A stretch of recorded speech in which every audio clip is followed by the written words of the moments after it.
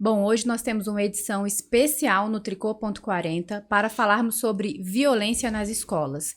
E para isso trouxemos dois grandes profissionais na área da Prime Defense, não é isso? Exatamente.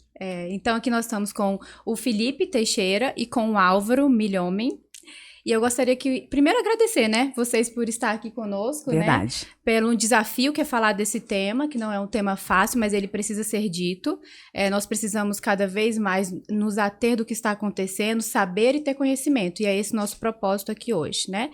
Eu gostaria que vocês se apresentassem, né, vamos lá, Álvaro, pode se apresentar pra gente? Então, primeiramente, agradecer o convite mais uma vez, já estou aqui de uniforme, né. Exatamente. Agradecer a vocês duas, é muito bom, sempre muito bacana estar com vocês, junto com meu parceiro e amigo Felipe aqui, que é uma autoridade no assunto, uma excelente pessoa para falar desse assunto tão delicado e me apresentar, né? Meu nome é Álvaro Milhomem, galera que me conhece aí, e hoje esse assunto é um pouco mais sério. Eu e o Felipe, nós somos instrutores relacionados à resposta rápida contra agressores, assassinos. O Felipe vai até classificar essa nomenclatura, ativos, instrutores da Prime Defense, que é uma empresa que desenvolve esse tipo de treinamento aí pelo Brasil afora. Beleza? Então hoje é um assunto bem delicado, bem difícil, mas a gente vai tratar com o máximo de sensibilidade, clareza e tentar melhorar a informação aí para as pessoas, que é muito importante.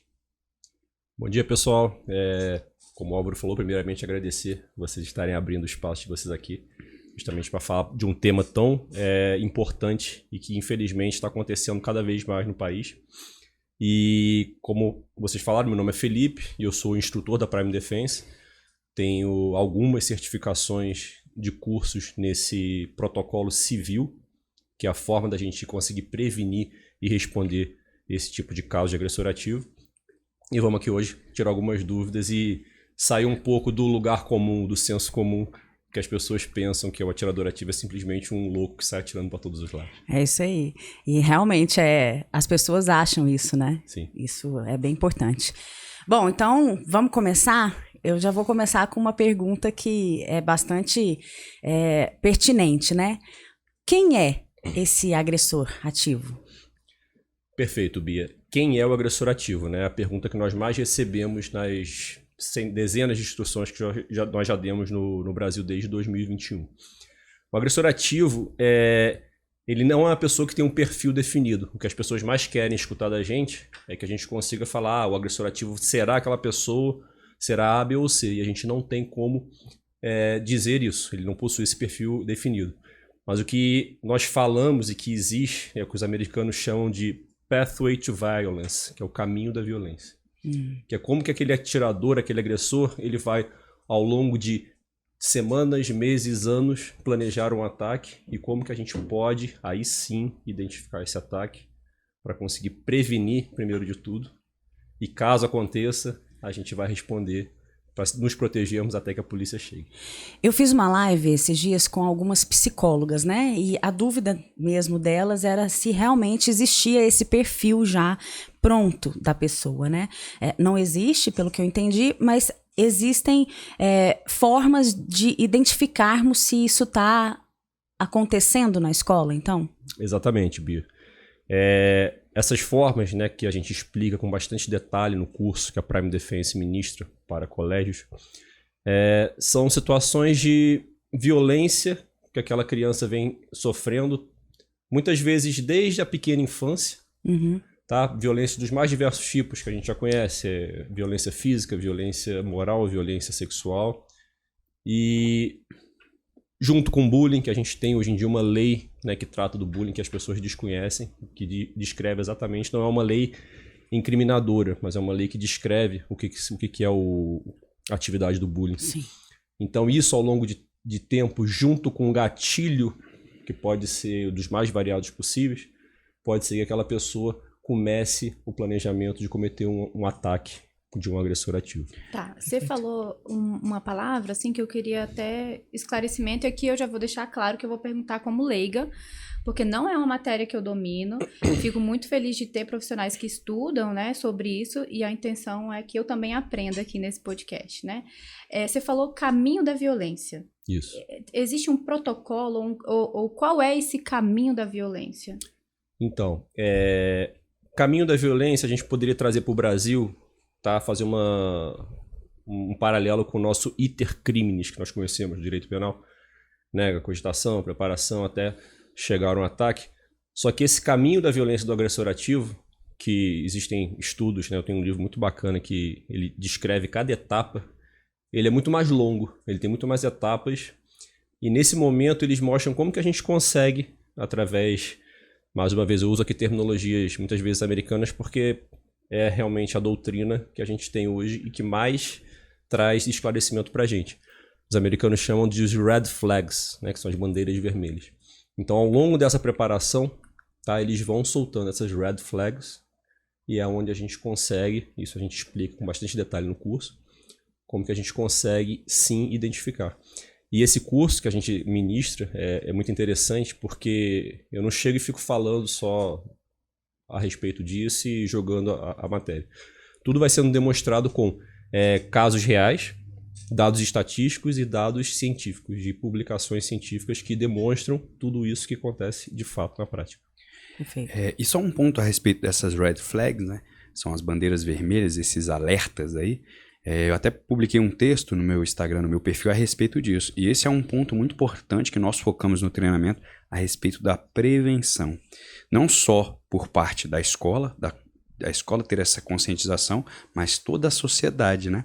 Então, por exemplo, um ponto muito importante que a gente fala, que o Felipe ressalta, sobre as redes sociais, que são pontos que são ótimos para você verificar e avaliar, porque geralmente hoje o perfil, o agressor ativo, muitas vezes ele publica, ele dá indícios, ele coloca em redes sociais certas questões de violência, comentários, ele acessa ou pesquisa perfis relacionados a armas, a explosivos, entre outras informações. Por isso é importantíssimo todos se envolverem nessa parte da prevenção. Os pais monitorando o que o filho acessa, o que o filho vê, a escola vendo o comportamento do adolescente, da criança ou dessa pessoa, que pode ser até um adulto, um funcionário da escola, mas enfim, existem sempre sinais.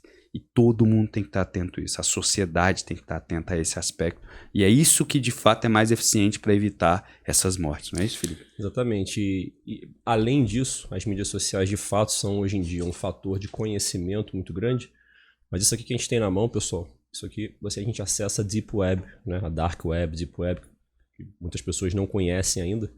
Então, a gente tem também na Prime um treinamento a respeito de mídias sociais e de violência de formas de se aprender a violência pela internet. E como que esse tipo de informação chega hoje em dia nessa sociedade totalmente digitalizada, onde as pessoas têm acesso muito fácil a isso, e esses jovens têm muito mais conhecimento do que nós imaginamos. Vocês acham, assim, que o agressor ativo, na realidade, ele está buscando atenção, foco para si? Por isso que muitas vezes eles, dentro desse caminho da violência, eles acabam publicando, né, falando a respeito disso, dando esses sinais. Vocês acham que é como se eles quisessem voltar a atenção para eles? Perfeitamente, Bia. Isso aí, né, a gente comenta muito isso no curso, é o efeito chamado efeito copycat. Existem estudos que mostram como esse efeito copycat, que é o efeito de imitação, ele gerou tantos outros casos nos Estados Unidos e no Brasil. Isso aí está na mídia, que a gente viu, né? Esse último caso, o agressor usou a mesma máscara do que o ataque de Suzano. Sim. O agressor falou sobre os agressores de Columbine, que aconteceu no Colégio Columbine em 1999, nos Estados Unidos, que é considerado hoje como um divisor de águas no protocolo civil a respeito do atirador ativo. Então, de lá para cá, esse efeito copycat, esse efeito de imitação, ele é sim um fator que tem gerado novos casos. Deixa eu fazer não é uma reflexão, mas assim, startar aqui um raciocínio, né? A gente está falando de vários casos de violência nas escolas. O motivo do nosso podcast é por conta de uma situação recente, né, que tivemos em São Paulo, né, que foi muito grave. Uma professora, infelizmente, foi morta, né, por um estudante. Mas, pelo que você acabou de falar, existe uma cronologia de fatos, que o que me parece foi a partir daí que começaram os estudos, né? Sim. Você pode, assim, nos explicar qual é essa cronologia, qual foi esses estudos que você tem essa referência fora, né, do Brasil e dos Estados Unidos? Sim. Então, justamente, Anny, desde que começou esse primeiro caso, que os Estados Unidos respondeu de uma forma que não foi satisfatória, né, que o protocolo policial para casos de crise, né, eles faziam conter, isolar, negociar e chamar a SWAT. Né? Então eles fizeram Esse era isso. o protocolo inicial. É o protocolo de gerenciamento de crise, conter, isolar, negociar e chamar a equipe tática, né? No caso deles, a SWAT. Isso foi feito em Columbine. E a SWAT chegou. Só que a SWAT chegou para recolher os corpos. Porque já tinha, é um efeito que acontece muito rápido. O agressor ativo, ele tem acontecimento, ele se desenrola toda essa crise de 5 a 15 minutos estourando. Muitos casos acabam muito menos do que isso. Aquele caso que teve no passado, de Aracruz, o agressor, ele foi num colégio, cometeu o ataque e depois foi para outro colégio. Tudo isso se desenrolou em torno de 3, 4 minutos, dele de um colégio para outro. É muito rápido, então a polícia não vai chegar. E os americanos sabem disso. E é o que a gente fala tanto por que o protocolo civil surgiu. E ele surgiu justamente para dar, primeiramente, a prevenção, você identificar essas red flags, você saber como evitar que o ataque aconteça. Porém, quando a gente passa a linha, né, da prevenção e a prevenção é quebrada, que infelizmente ela acontece, o protocolo civil ele starta, ele começa. E aí sim você vai ganhar tempo até que a polícia chegue, porque é a polícia que vai combater o agressor ativo. Entendeu? Sim. Então o que a gente fala é que a gente vai ganhar tempo como? Ensinando os professores e colaboradores a se protegerem. Perfeito. Tá? De acordo com o protocolo civil, até que a polícia chegue para conter o agressor. E aí onde surgiu a Prime, que é quem faz esses cursos voltados para essa prevenção, não é isso? Exatamente. A Prime surgiu em 2019. Na verdade, em 2019 teve o fatídico caso do Colégio Suzano. E nós fizemos o treinamento com 4 policiais do FBI por meio da agência Alert, que nós já citamos aqui, que é a agência que nos certifica, entre outras, que eu tenho outros cursos também. E eles vieram aqui ao Brasil dar um treinamento pra gente do protocolo policial. Tá? E de lá pra cá eu mantive contato com eles, que eu tenho contato até hoje. E eles falaram, Felipe, excelente, muito bacana, mas treine um protocolo civil. Porque a sociedade civil é tão ou mais importante saberem como se comportar quando um acontecimento inicia, né? E aí eu comecei a estudar, comecei a fazer curso e tal. Fiz cursos presenciais, fiz cursos online. Estivemos agora em fevereiro, 2 meses atrás, estivemos agora na conferência anual sobre atiradores ativos nos Estados Unidos, em Wisconsin. E nós estivemos com todos esses policiais, com agentes de colégio, e vimos que o trabalho que eles fazem, fizemos outros cursos lá, é exatamente o que nós vimos fazendo aqui no Brasil. Entendeu? A gente ficou muito satisfeito, mostramos para eles o que nós fazemos aqui, eles acharam excelente, porque é realmente o caminho da prevenção e caso aconteça a gente conseguir nos protegermos até que a polícia chegue. E só um ponto importante, que esse curso que nós fizemos, esse primeiro de resposta rápida a agressores ativos, que foi bem interessante, é que o protocolo que eles passaram, o protocolo policial, é voltado para policiais de área, mais voltado para policiais de área, ou de repente algum policial que esteja muitas vezes passando. Por quê? A gente pensa quando se fala aí de agressor ativo em time tático, equipe tática, né, SWAT, como o Felipe falou, aqui no Brasil a DOE da Polícia Civil, ou o BOP aqui da Polícia Civil, né, que seria. Mas o que acontece? A janela de tempo seria maior para uma equipe tática chegar. Então, teriam mais mortes, e é o que eles falam, stop the killing, né? Pare a morte, pare a matança. Então, por exemplo, se aqui em Águas Claras acontecia um fato como esse, provavelmente a polícia da área, o batalhão da área, ou da delegacia da área vai chegar primeiro e antes de uma equipe tática. E aí existe um protocolo, procedimentos, para que essa polícia da área entre e pare a matança, mas faça isso com uma maior segurança, com técnicas. Enfim, nesse curso são abordados vários desses aspectos. Então, ressaltando a importância de ter esse protocolo civil, que nem o Felipe falou, para os professores, os alunos, como a gente está falando em ambiente de escola, né, mas serve para igrejas, enfim, teatros, cinemas, ganharem tempo para muitas vezes o policial da área ou a polícia da área chegar e parar ou neutralizar a ameaça. Então isso é muito importante. A gente aqui no Brasil muitas vezes nega essa violência. E, infelizmente, isso não basta para não acontecer. Aliás, isso não resolve nada. A gente negar, fingir que não acontece, que isso é natural, muitas vezes, da sociedade do ser humano. Então, por isso que a gente tem que abordar, tem que enfrentar esse tema e tem que treinar a nossa sociedade, seja no protocolo civil ou no protocolo policial, né, Felipe? Exatamente. O que eu percebo, né, até a gente já lida com essa questão da autodefesa há algum tempo, né? Sim. Nós percebemos que é um tema que incomoda as pessoas, né? Que gera um conflito interno dentro delas. Falo isso até porque aconteceu comigo, né? Até eu conseguir chegar nesse ponto de adquirir conhecimento foi um processo. Então eu percebo, quando eu levantei o tema no grupo da escola, né? Eu percebi essa relutância das mães em tratar, né, em falar, simplesmente conversar sobre o tema. Então, eu imagino que seja por conta das crianças, né? Porque eu tenho filho, meu filho hoje tem 9 anos, e às vezes, quando se fala em treinamento, as pessoas pensam que as crianças estarão no meio, né? Participarão desse treinamento. E eu queria que vocês falassem um pouquinho a respeito dessa questão, porque eu percebi que é algo que incomoda as mães, sabe? Isso aí que você falou, Bia, é um ponto crucial. E a Prime Defense, hoje em dia, ela treina apenas professores, coordenadores, diretores, colaboradores de colégio. Tá? Nós não treinamos crianças. Obviamente, se algum colégio tiver o interesse em que treinem crianças, o que realmente tem todo esse tabu que você falou, existe um protocolo de treinamento diferenciado para crianças do que é para os adultos.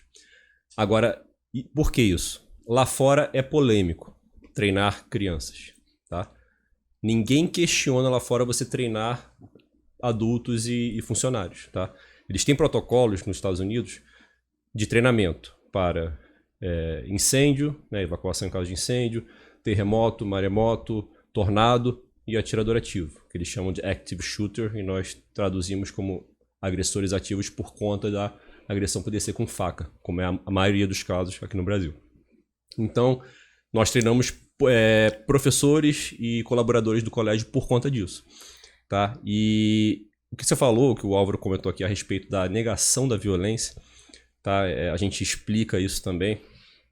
Não tem como eu dar o curso inteiro aqui, né? Mas são questões que estão ligadas à psicologia nossa, à psicologia humana, que é natural do nosso corpo a gente negar a violência, né? Eles chamam de normalcy bias, né? Que é o viés de normalidade, que as pessoas têm de achar que tudo é normal. Aquilo ali, né, é só um garoto doido, é só um maluco, não está acontecendo nada, e com isso a gente perde uma coisa importantíssima que é o tempo. O tempo de resposta. Você sabe o que uma das mães comentou lá? Eu achei interessante isso, porque eu imagino que ela não tenha entendido o que eu falei, né? Ela falou, não, mas eu confio na segurança da escola. É como se a ameaça viesse só de fora, né? Isso. E na realidade está dentro. Então... E aqui eu trago um ponto para reflexão, né? Que tudo bem, a gente confia na segurança da escola, mas nós estamos avançando no Brasil para umas situações de violência que as escolas não estão preparadas para agir com isso, né? E é algo que quem está do lado de cá também como pai e mãe precisa refletir e estabelecer uma rede de apoio, né? Porque não é um caso só de polícia, é um caso só da escola, é um caso da gente se unir enquanto sociedade, refletir sobre o tema e não falar do tema só quando acontece, né? Porque quando acontece, viram um boom na internet, jornais, enfim, que replicam aquela notícia de forma reiterada. Mas é preciso trabalhar a ideia de como evitar isso, de como trazer para a escola essas reflexões, né?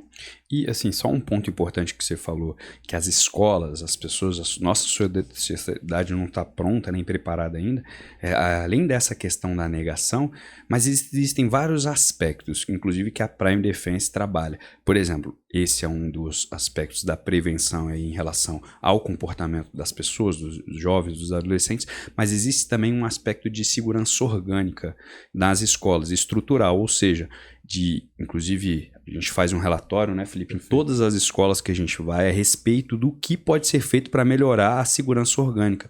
De como? De como um adolescente que muitas vezes é de fora, não, ou uma pessoa que é de fora, não conseguir ter acesso ou entrar num local onde estejam as crianças, por exemplo, um intervalo, um recreio que tenha muitas pessoas, né?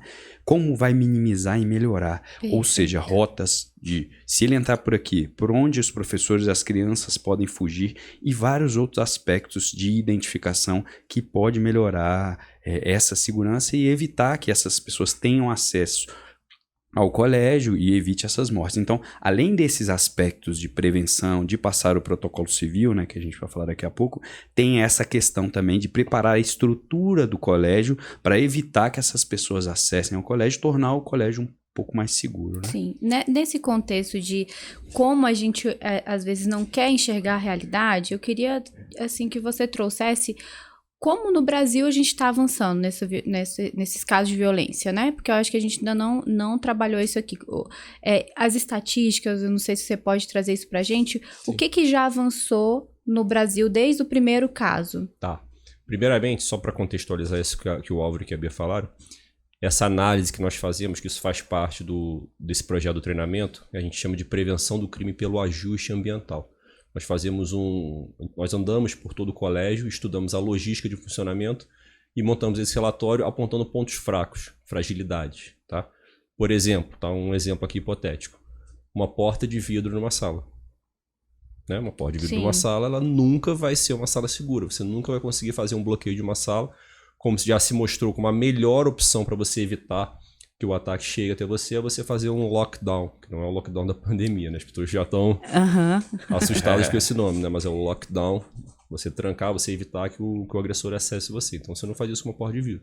Então esse relatório é muito importante. Com relação ao que você falou, Bia, essa questão, né, tinha falado a respeito das crianças, né? Isso. Da resistência da mãe, da segurança da escola. A mãe fala da segurança da escola. Exatamente, que a escola traz segurança. Né? Para você ter uma ideia, nos Estados Unidos eles têm muitos colégios, né, universidades, colégios, colleges, né, e os high schools, tem policiais ou o que eles chamam de SROs, que são School Resource Officers, né, que são oficiais de recursos escolares, armados dentro do colégio. E eles não deixam de treinar o protocolo civil, porque eles sabem. Tá? No caso de ameaça endógena, como já houve no Brasil, do aluno com a arma na mochila, com a faca na mochila, ir até o banheiro e sair do banheiro cometendo um ataque, que aquela pessoa que vai estar talvez na portaria ou que talvez no fundo, qualquer lugar do colégio, ela não é onipresente. Tá? Então você tem que treinar para ensinar as pessoas a mitigar esses efeitos até que essa pessoa, tá, especialista ou que a polícia chegue para responder. Você sabe o que eu acho fantástico? É que a gente sempre volta para o mesmo ponto. A autodefesa, a responsabilidade de cada um, né? Perfeito. A gente precisa abrir os olhos das pessoas para isso. A autodefesa é nossa responsabilidade, né? Porque a polícia não vai estar em todos os locais, as pessoas treinadas também não estarão em todos os locais, mas se você tem o senso de autodefesa e você busca esse conhecimento, naturalmente você se protege e protege os outros, né? E a autodefesa não é só você efetivamente lutar. Você não. Saber como, né, aquela questão que a gente fala em sobrevivência, né, você saber como evitar o agressor. Né? Que é o princípio da autodefesa bem-sucedida, né? Isso. É você evitar o combate. Exatamente. E assim, um ponto muito importante falando dessa questão estrutural é que a gente até fala sobre isso. Você não tem como, ou você não pode transformar um colégio numa penitenciária. Então, por exemplo, alguns professores até falam, a gente vai colocar aqui um detector de metais para barrar facas, armas. Pô, isso é muito sensível, sutil. Você não pode transformar um ambiente escolar, didático, de crianças, numa penitenciária, senão você vai acabar...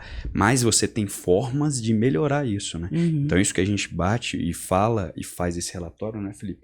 Para justamente melhorar mais, mas não tornar aquele ambiente... Com pequenas ações, por exemplo, uma chave, estando na porta ou com os professores, já minimiza muitos aspectos. Quando um agressor ativo entrar, por exemplo, o fato dela trancar, da professora trancar a porta, já melhora muito. E aí a maioria das escolas que a gente vai não tem as chaves nas portas. Uhum. Então esses são pontos ali sutis, muitas vezes um detalhe que faz uma diferença muito grande. Pequenos hábitos que Exato. você muda, né? Que E a- garantem a nossa a quantidade segurança. de casos de êxito, tá, e do agressor não acessar a sala e não conseguir atacar, tanto nos Estados Unidos, né, tem um caso muito emblemático que a gente cita na nossa instrução, onde, e olha que foi um caso em Oxford, em 2021, na Oxford High School, onde houve 3 mortes. Tá? A gente não quantifica mortes, qualquer uma morte já é a coisa mais terrível que existe. Porém, foi feito o protocolo civil, foi feito o bloqueio da porta e o agressor ainda chegou a atirar através da porta e ninguém ficou ferido.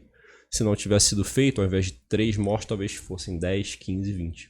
Agora, só importante a gente ressaltar, porque a gente está falando o tempo todo de protocolo civil, protocolo policial, e o protocolo civil, ele se resume basicamente a 3 etapas, não é isso, Felipe? Que a gente fala, que as etapas são você bloquear, que é o lockdown, que é isso que o Felipe falou, você se trancar numa sala e evitar que o atirador ativo acesse ela ou entre ali. Por quê? Porque ele não quer dificuldade, ele quer facilidade.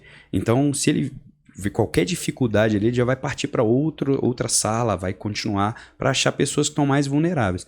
Então, o protocolo se resume em bloquear, correr, fugir, sair da escola, fugir. E o final que a gente fala, e é uma parte que a gente ministra, que é o lutar, combater. Com algumas ações você pode neutralizar. Muitas vezes você não tem a opção de se bloquear. Você se deparou aqui com um atirador ao seu lado, é o seu colega, o seu colega de sala ou um adolescente está ao seu lado. Você não tem a opção de bloquear nem de fugir. E a sua opção é de lutar, de combater. E a gente ainda insere, né, Felipe, alguns aspectos sobre o salvar, que é se pessoas feridas estiverem ali, o que você pode fazer para minimizar, e ainda tem o comunicar.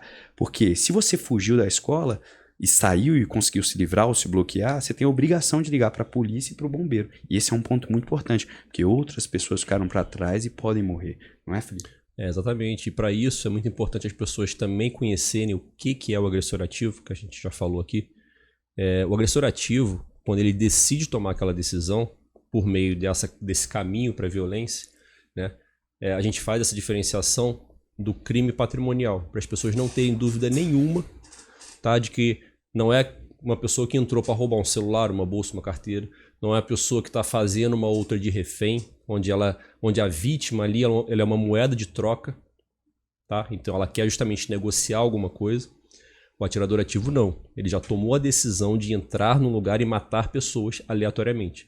Ele, via de regra, ele não tem uma pessoa específica, ele não quer matar A, B ou C, ele quer cometer morte.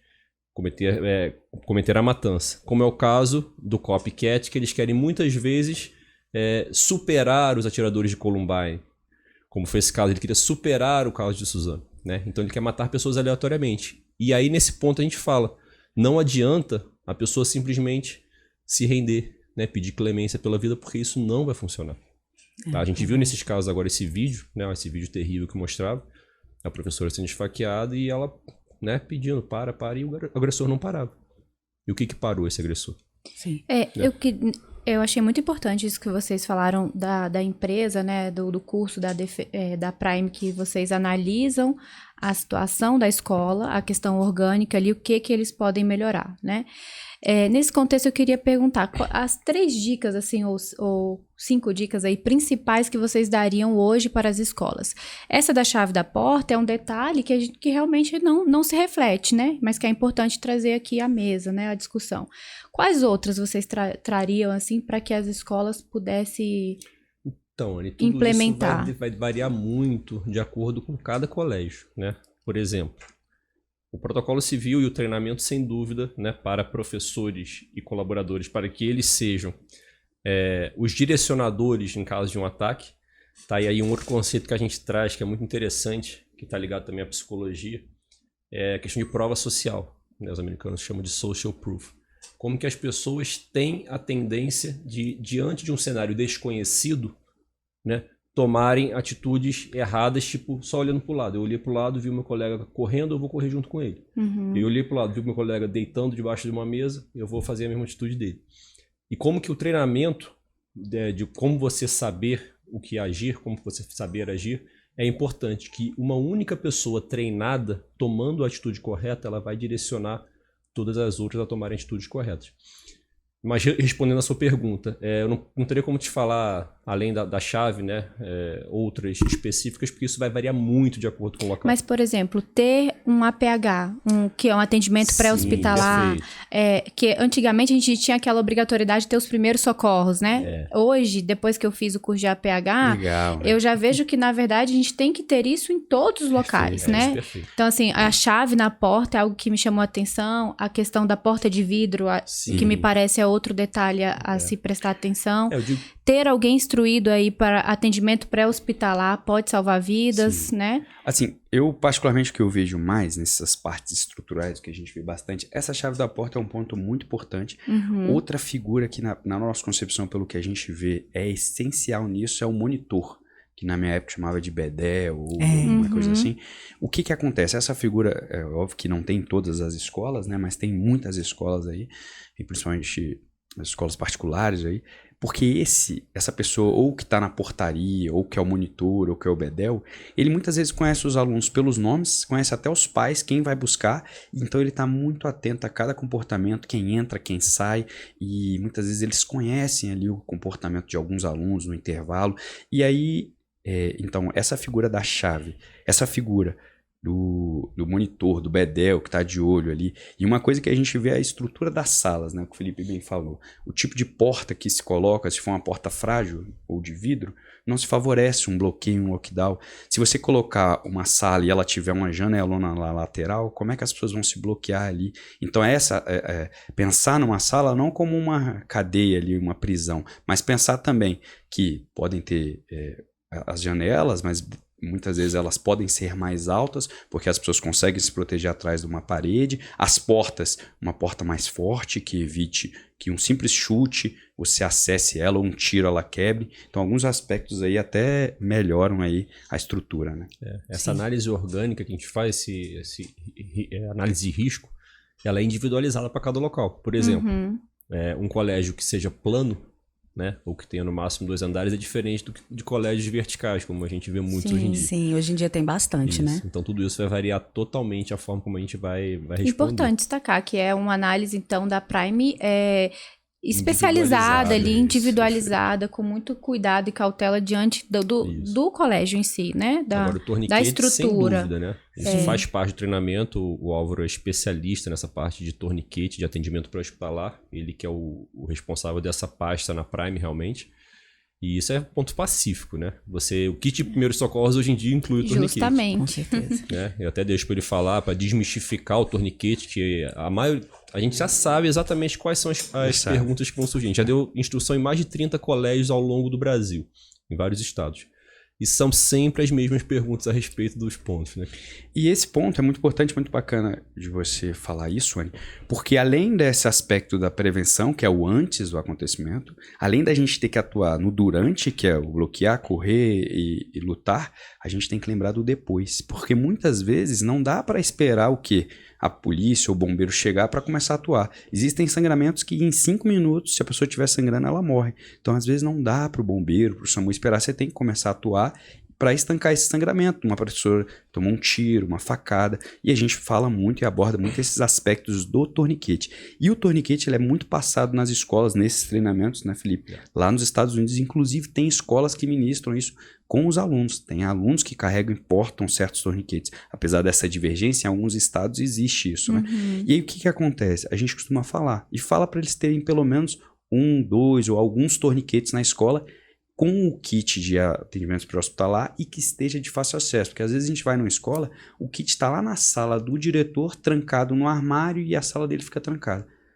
Se alguém sofrer um ataque, como é que vai acessar esse kit? Então, tudo isso a gente, inclusive, aborda, apresenta os materiais homologados, faz o treinamento, as pessoas recebem a prática, e tudo isso é passado nesse treinamento, né, filho? Exatamente. Inclusive, tem um dos ataques recentes, né, isso aí surgiram muitos vídeos mostrando, né, com o depoimento de professores que passaram por isso, e uma professora, até salvei esse vídeo, ela mostrando, né, que tinham outras que tinham ficado feridas e ela estava tentando ajudar ali. E o que ela relata são coisas totalmente ineficazes no caso de um sangramento, né? A professora que tinha sido ferida, que estava sangrando, já estava com sede, né, que já é um sinal, né, de perda de sangue, né, de um choque hipovolêmico. E ela falou, então eu não podia dar água para ela, eu fiquei molhando, né, os lábios, eu fiquei levantando a cabeça, enquanto que são medidas ineficazes, né? O Álvaro pode explicar melhor a respeito disso. Então a gente ensina justamente como conter hemorragias massivas para que as pessoas saibam de fato o que vai funcionar naquele caso, de um caso de um sangramento, que é o principal ferimento nesse tipo de ataque, seja por arma de fogo, seja por arma branca. E assim, o que a gente enfrenta muitas vezes são pessoas, muitas vezes naturalmente tão desatualizadas, né? Sim. E aí a gente acaba falando sobre a nossa referência bibliográfica, que é o PHTLS, que é essa referência de atendimento pré-hospitalar no mundo, né, digamos assim. E o que a gente passa é justamente maneiras efetivas de você parar um sangramento massivo. E, de fato, o torniquete, para quem não conhece, que é uma ferramenta de constrição de veias e artérias, hoje, para uma forma rápida, numa situação dessa de crise de violência, e inclusive policial, é a forma mais efetiva de você salvar alguém. E se você não efetuar esse procedimento, não tiver essa ferramenta, aí muita gente pergunta, que a gente mais recebe, né, Felipe? Se pode adaptar. Poder você pode, agora se vai ser eficiente, se vai funcionar um cinto, uma fivela frágil, se um fio, um cabo que é fino, que muitas vezes pode até causar um problema maior por não conseguir fechar de fato, pode ser que não funcione. Agora, o torniquete a gente sabe, foi feito para aquilo, tiveram testes e foi homologado. Então isso é importante que a gente esclareça. Diante de tudo que a gente está conversando agora, o que me parece que a palavra-chave aqui é conscientização. Né? Nós, enquanto sociedade, precisamos nos conscientizar de que é preciso ter conhecimento e saber como lidar diante de eventual agressão, né? E ter essa rede de apoio. Sim. É uma rede de apoio que existe a polícia que está preparada, mas também a gente precisa que a sociedade civil esteja preparada, né? E aqui a gente fez meio que trilhou um caminho. Nós falamos da prevenção, nós falamos do ato em si, aí me corrija qual é a palavra adequada, né? Porque tem a prevenção, quando de fato o agressor ativo entra nas escolas. Quando a crise se instala. Que a crise se instala. E o terceiro ponto aqui é o pós, de como eu posso ajudar as pessoas feridas, né? Perfeito. Entre o APH, que é o atendimento pré-hospitalar. Nessa questão da prevenção, o que mais que a gente pode falar aqui para orientar quem está nos assistindo, assim? De tudo que nós já falamos, tem algo que... Será que a gente esqueceu de passar sobre algum ponto? Deixa eu só fazer um gancho com essa sua pergunta. Falar sobre a estatística também que você tinha me perguntado. Eu ia falar justamente sobre isso, porque eu acho que dentro da conscientização, essa questão da estatística, né, dessa evolução desses ataques aqui no Brasil, é muito importante para que as pessoas realmente... se voltem para esse assunto. Tem a conscientização, Tem né? a conscientização de que está aumentando, infelizmente, né? E, infelizmente, pessoal, estou estudando isso desde 2019, né? E eu vejo, desde 2019, os erros se repetindo. Aí você vai um pouco mais para trás, você vê que há muito tempo esse erro vem se repetindo. Então, a gente costuma falar muito, né? Quem não observa o passado, os erros do passado, está condenado a repeti-los no futuro. Tá? Sobre as estatísticas. Nós tivemos, em 2022, ano passado, 8 casos de agressores ativos. Tá? Ou casos consumados. Nem todos com morte. Né? Teve muitos não. Uns 3 ou 4 deles que foram contidos, mas entraram na fase da execução. Então é considerado caso consumado. E esse ano já foram 3. Tá? Então, 11 casos em 1 ano e 3 meses. Né? Nós entramos agora no mês de abril. Isso representa um aumento nos casos totais do Brasil, que são 26, se eu não me engano, no total, de 43% em 1 ano e 3 meses.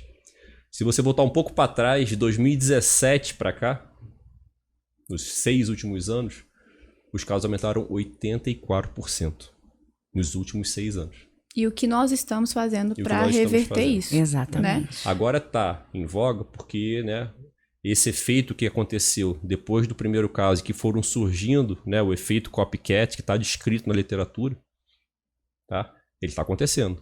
Então todo mundo fica, né, naquela ansiedade, empolvorosa, estão colocando detectores de metais.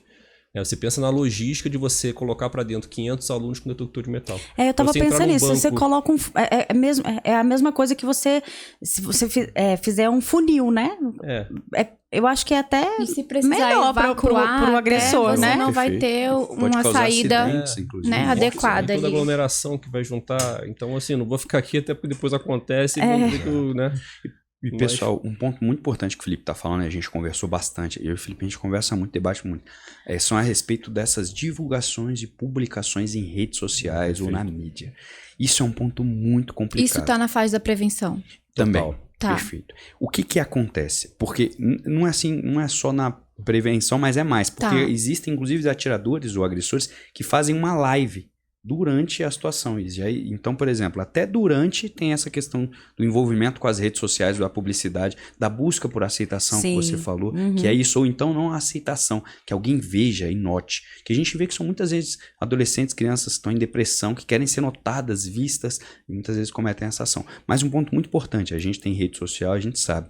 E às vezes, por ignorância, algumas pessoas, instrutores ou policiais, ficam publicando o ato de violência em si, por exemplo, do jovem atirando ou esfaqueando a professora.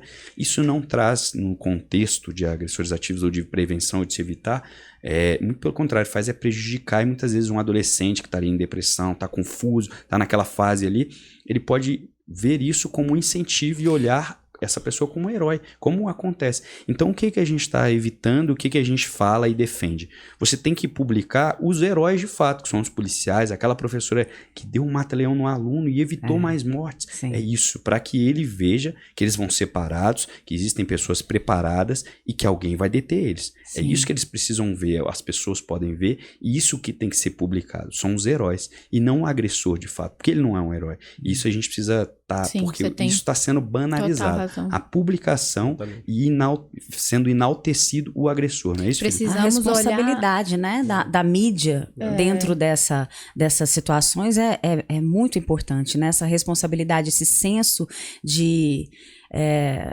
proteção da própria sociedade, né? Porque isso acaba reforçando esse efeito copycat que você falou, né?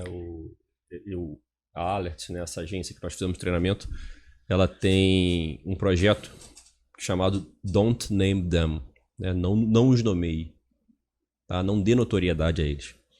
E eles falam justamente o que o Álvaro falou, né? Nomeie os heróis, nomeie as pessoas, os sobreviventes, né? Então, isso é muito importante, né? A mídia tradicional erra demais com isso. E hoje em dia, até nas mídias sociais, é muito difícil você evitar esse tipo de coisa.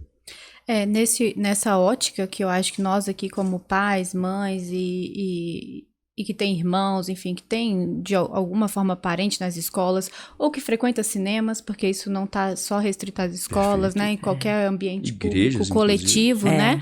Porque essas pessoas buscam o coletivo ali. Nós, enquanto sociedade, a gente também tem que exigir do outro que passe a preparar os profissionais. Então, na escola, é importante ali chamar o diretor para conversar o que nós vamos fazer, qual o planejamento, o que a escola vai propor para que a gente saiba como lidar. A gente precisa saber como lidar, né? Eu, inclusive, já me antecipei né? Tá certo. O que a gente quer, o que a gente defende muito, né, Felipe? A gente tenta passar, o Felipe, inclusive, busca isso, até em forma, assim, levar para o Estado mesmo isso, que é o quê? A gente fazer a tempo. Não deixar que as coisas piorem ou outras pessoas morram, que enquanto ainda está nessa fase, entre aspas, crescendo, infelizmente tende a crescer mais, a gente tem que fazer o quê? A gente tem que já preparar as pessoas, preparar a sociedade, melhorar o conhecimento, a prevenção, conscientizar, né, Felipe? Exatamente. E o que eu acho assim, é que nós fazendo isso com responsabilidade, né, tratando o tema com a devida importância, não é algo que vá se tornar uma neurose, né, ou um peso, né? Vai acabar sendo algo que vai libertar. O conhecimento. O conhecimento liberta, né? Eu tenho uma dúvida, assim. Aqui, quando você falou das bandeiras vermelhas, lá tem algum, tipo, etapa 1, etapa 2? Tem alguma coisa nesse sentido? De alerta ou não? A gente fala muito justamente nesses pequenos sinais, alguns exemplos, né, que eles dão. Esse caso de Columbine, por exemplo, eram 2 agressores, né? Eles, ao longo do campus de Columbine, né, eles ao longo da preparação deles, eles utilizaram explosivos, que são muito comuns lá nos Estados Unidos, aqui um pouco menos, apesar do caso de São Paulo ter sido por meio de explosivos improvisados. Os 2 estudantes, eles colocaram, não foi 1, não foram 5, não foram 10, foram em torno de 80 dispositivos explosivos ao longo do campus do colégio. e ninguém percebeu nada. Ninguém viu uma movimentação suspeita. Entendeu? Então essas red flags, ela pode ser por meio de uma rede social, ela pode ser por meio de um comentário, que muitas vezes eles comentam com um amigo, pode ser, né, ele de repente mostrar, né, uma arma que ele levou para um colégio num dia, mas não foi no dia que ele cometeu o atentado. Então é justamente as pessoas pararem com esse viés de normalidade, entendeu? Pararem de achar que tudo é normal. Coisas que antigamente a gente poderia deixar passar. Ah, é só um maluco, é só um doido. Ele não vai fazer nada, a gente não pode mais deixar isso acontecer. E trazendo aqui para nossa realidade do Brasil, dessa situação recente que teve em São Paulo, né? Já tinha indícios ali na escola, que inclusive foi replicado entre pais, e a direção, se eu não me engano, da primeira escola teria expulsado, né, o agressor. E então, assim, já teria níveis de alerta, né? Pelo que eu entendi. Então, na instrução que a gente dá, eu mostro, assim, pelo menos umas 7 bandeiras vermelhas perdidas, e não mostro mais porque eu tenho um limite de tempo da instrução, porque a quantidade de bandeiras vermelhas negligenciadas são absurdas. No Brasil, nos Estados Unidos e no Brasil. Entendeu? Sim. O que eu percebo, né, que é a questão da conscientização de todos os envolvidos, né, sejam os pais, professores, né, a sociedade como um todo, eu acho que é o ponto mais importante, né? Você voltar os olhos para isso. Para quê? Para que as pessoas passem a prestar atenção. Porque hoje em dia a gente não presta atenção à nossa volta. Então a gente perde ali depois, os sinais, né? Assim, né? Então o que eu vejo, o celular prejudica muito, né? Esse é um ponto das bandeiras vermelhas, né? Que eu costumo falar muito, que é o quê? Que a gente fala que tem um papel fundamental, e a primeira barreira realmente são os pais. Não tem jeito. Os pais no quê? Monitorando o que o filho acessa na internet, o que ele segue, o que ele comenta. Por quê? Se um aluno desse, por exemplo, quer ter mais familiaridade com armas, explosivos, o que for, se ele for comprar uma faca, pegar o que for, na maioria das vezes, ou quase sempre, ele vai na internet buscar informação, conhecimento.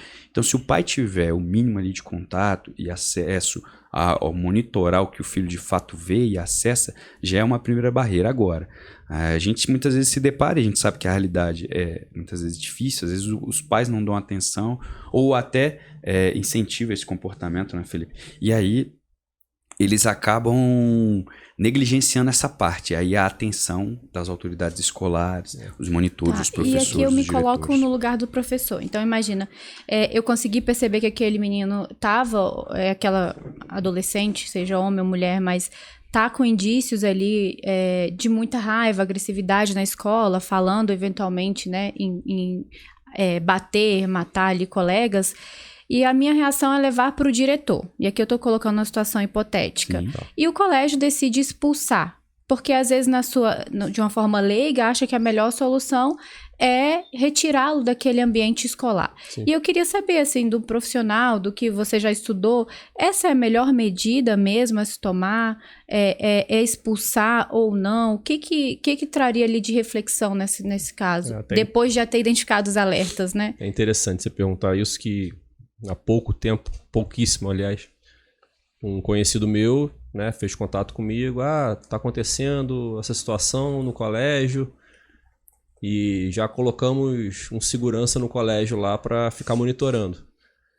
Mas olha só, tá tranquilo, porque o aluno que fez a ameaça já foi expulso, né?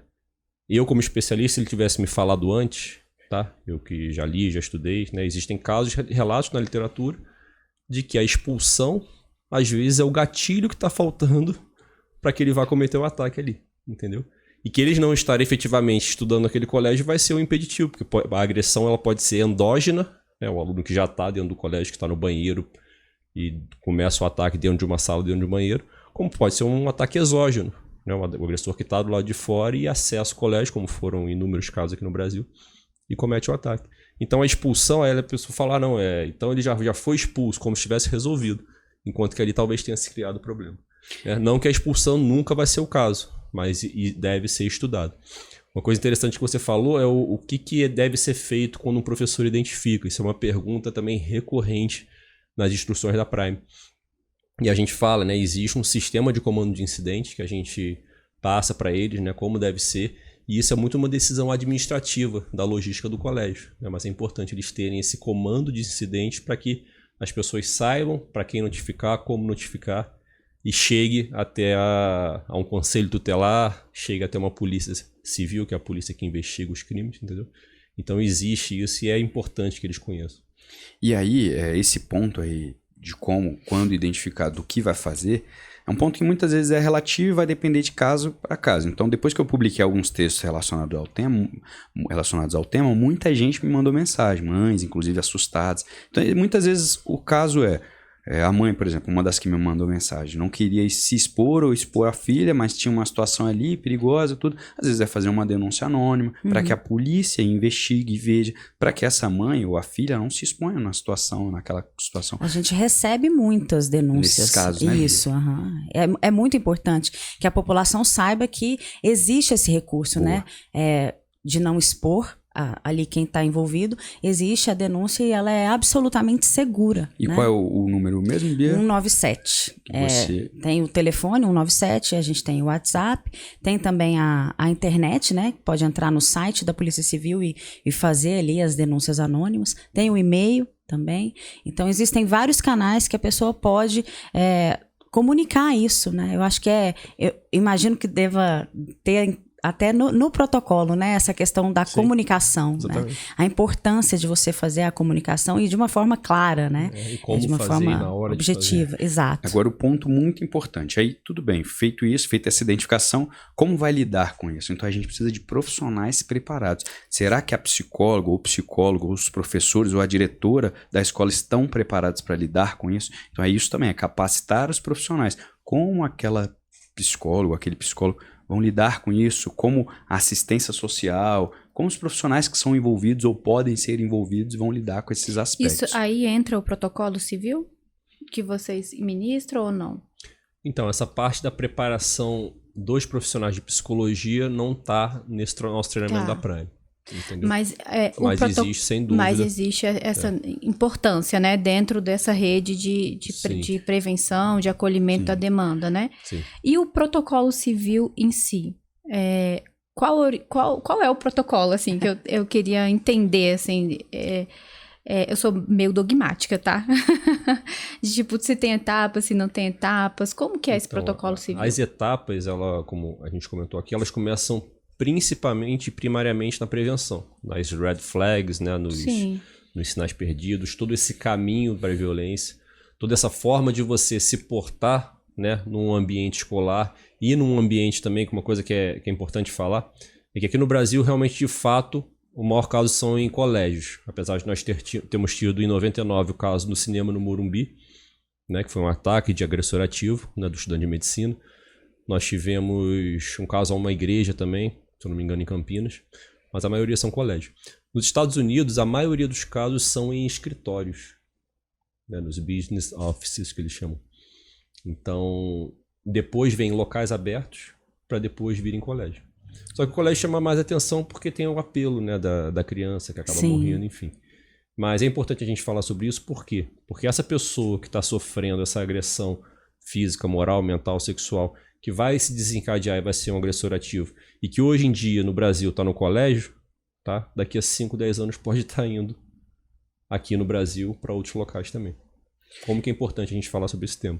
Sim. Então o protocolo civil mostra toda esse caso de violência, como que isso vem crescendo, como que veio sendo trazido dos Estados Unidos e de outros países. E aí quando você passou da prevenção e que a crise aconteceu, aí você entra efetivamente na resposta que o colégio, que os professores têm que dar. Aí a gente fala das etapas, são etapas sistemáticas que não necessariamente tem que ocorrer naquela ordem, que é você saber evacuar do colégio, saber correr da forma correta, tá? Não é correr indireto, porque muitas vezes as pessoas sem orientação, sem consciência situacional, a gente explica muito bem isso, né? A questão de modelos mentais, a pessoa já está num ambiente conhecido, né? Porque se você não treina, se você não sabe, quando acontece a situação, você se encontra com um ambiente desconhecido. Então você ter consciência situacional para correr para o lugar correto, para fazer um lockdown da forma correta, tá? E aí, em último caso, como já é o caso do agressor ativo, que já não tem mais nada a perder, que vai efetivamente estar ali para matar pessoas, você, como aconteceu no caso aqui de São Paulo, que a professora chegou, né, deu uma gravata, a outra veio e retirou a faca da mão do aluno, e aquilo foi muito efetivo, né? Caso elas não tivessem feito aquilo, talvez ele tivesse agredido, né, mais 1, 2, 3, 4, 5, 10 pessoas. Mas basicamente se resume a isso, é o que o Felipe falou, prevenção, depois ocorrer, fugir, evacuar, bloquear, né, lockdown, lutar, combater e muitas vezes a gente insere o comunicar, né, porque é muito importante, e o salvar. Então basicamente segue essa linha de raciocínio. Entendi. Agora o que envolve isso é bem complexo, aí já são vários outros aspectos. Sim. Agora uma coisa que o Felipe falou que eu achei importante foi ele falar que não se resume só a ambientes escolares e também não se resume só a adolescentes ou crianças. A gente tem um caso em Minas Gerais que foi um ex-funcionário de um colégio que ele foi lá incendiar as pessoas no colégio, queimar as pessoas, matou, infelizmente, algumas pessoas. E uma professora, que inclusive é heroína, por isso que a gente tem que dar destaque a essas pessoas, a Hayley, que é uma heroína de Minas Gerais, morreu queimada, ela mais 2 funcionárias, mas ela conseguiu evitar mais de 30 mortes de alunos e funcionários. Então isso é importantíssimo, a gente destacar essas pessoas que são heroínas, né, que são heróis, e essa é uma das professoras. Então não é só em colégios e não são só adolescentes e crianças, também tem funcionários, adultos, enfim. E a gente tem que preparar a sociedade num todo para lidar com esses diversos cenários, né? Sim. Assim, eu queria que vocês deixassem, né, o contato de vocês para que as pessoas possam buscar esses treinamentos, né? Esse trabalho que vocês estão fazendo é excelente, é de suma importância para mim, que estou dentro do contexto da autodefesa, né? Acho admirável. Então, eu queria que vocês deixassem o contato do Instagram, um telefone celular, para que as pessoas possam entrar em contato com vocês e saber mais informações, saber como levar o treinamento para a instituição, seja escola, seja escritório, seja cinema, enfim. Né? Eu queria que vocês deixassem o contato. Bacana. Então, nosso Instagram é Prime Defense Oficial, tá? @Prime Defense Oficial. E o meu telefone celular é 61, o DDD aqui de Brasília, 981939278. Perfeito. Qualquer dúvida. Perfeito. E o seu Instagram, Felipe? Meu Instagram é @Felipe28OE. E no meu caso, nesses treinamentos, eu faço parte, sou um dos instrutores da Prime, então qualquer treinamento relacionado a isso, trata com a Prime, com o Felipe, que eu vou estar dentro aí do corpo de instrutores, e relacionados a outros temas, a outros aspectos, qualquer dúvida do que eu falei aqui, meu Instagram é Milhomem Álvaro, vocês podem acessar, mas eu tô sempre aí com as meninas, a gente tá sempre junto aí. Hoje foi para um assunto mais sério, a gente realmente precisou falar sobre isso, mas vamos nos encontrar outras vezes aí para falar sobre diversos outros aspectos. Bom, pessoal, então eu vou agradecer mais uma vez, né, a cada um de vocês. Agradecer a Deus por ter permitido que a gente passe essa informação tão importante para as pessoas, né? Agradecer a minha pessoa, minha parceira que está aqui, né, sempre, a gente está junta nesse propósito. Então, mais uma vez, obrigada. Passar a palavra para minha pessoa. Eu quero agradecer vocês, né? Para mim foi muito clara a explicação e a importância do papel de vocês na sociedade, né? E aqui eu deixo uma reflexão final de que nós, enquanto sociedade, precisamos buscar conhecimento. E saber que tem uma empresa como a Prime, que tem essa completude, né, na sua instrução, porque para mim ficou muito claro que vocês não só capacitam pessoas, mas também analisam o espaço orgânico, o espaço ali físico, né, das escolas ou de cinema, de qualquer ambiente coletivo, para identificar possíveis ajustes necessários para evitar agressores, né? Muito obrigada pela participação, muito obrigada pelos esclarecimentos. Conte sempre aqui com o Tricô.40 para que a gente possa levar um conteúdo de qualidade na internet para quem quer, né, ter mais conhecimento. E eu quero deixar a palavra para vocês aí, o que vocês querem falar para quem está nos ouvindo aí, uma mensagem final, né? Fiquem à vontade, o espaço é de vocês. Então, primeiramente, obrigado por estarem nos recebendo aqui.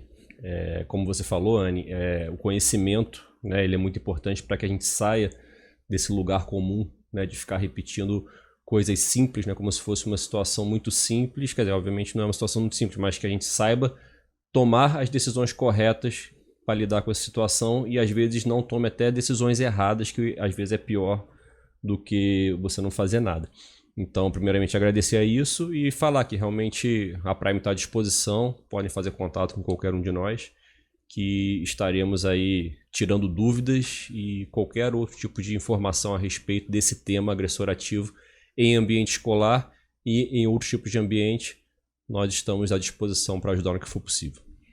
E só parabenizar vocês duas, né, o Tricô.40, por estarem buscando esses assuntos e enfrentando muitas vezes assuntos difíceis, estarem trazendo essa representatividade feminina das mulheres, de abordar esses assuntos complexos, difíceis, que muitas vezes tá no mundo mais masculino, no mundo dos homens, mas que toda a sociedade precisa se envolver e participar. Então vocês estão tendo essa seriedade, essa clareza, essa consciência, inclusive de trazer autoridades. O Felipe é uma autoridade no assunto. Então, por exemplo, vocês trouxeram alguém que é um estudioso, que está em constante contato já há algum tempo, tem mais de 6 cursos aí no currículo relacionados a isso. Então, parabenizar vocês por estarem se preocupando com a qualidade do conteúdo que vocês estão passando, trazendo as mulheres para enfrentar, inclusive, esses assuntos fortes e trazendo pessoas que sabem do que estão falando, que são autoridades que estudam e são preparadas para falar sobre esses assuntos, tá bom? Perfeito. Me deu vontade de falar aqui no meu coração o seguinte: muitas vezes nós tomamos atitudes com a melhor da intenção,